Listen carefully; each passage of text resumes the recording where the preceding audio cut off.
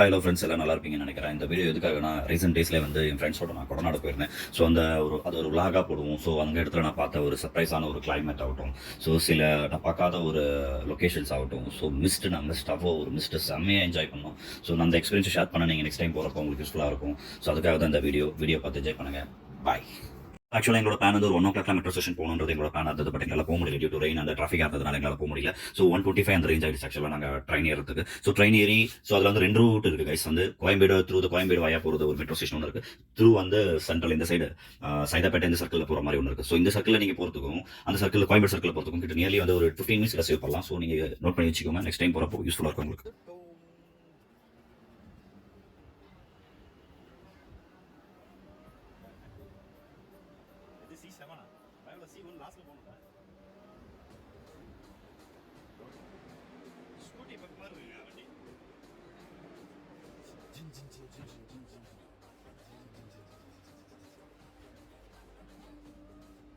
So ஃபைனலாக ஒரு வழியாக சீட்டில் வந்து உட்காந்துட்டோம். ஒரே ஒரு விஷயம் ஃப்ரெண்ட்ஸ், ஸோ ட்ரெயின் பிடிக்கிற அவசரம் சாப்பிடாம வந்துட்டோம். இது மாதிரி யாரும் வராதிங்க. நான் ஃபுட்டும் நாங்கள் புக் பண்ணவே இல்லை. சரி, அங்கே கிடைக்கும் மட்டும் பிரியாணி சிக்கன் பிரியாணி சாப்பிட்டு நினச்சோம். மெட்ரோ ட்ரெயினில் சாப்பாடு புக் பண்ண மட்டும் தான் தராங்க, இல்லைனா ஒன்லி ஸ்நாக்ஸ் மட்டும்தான்.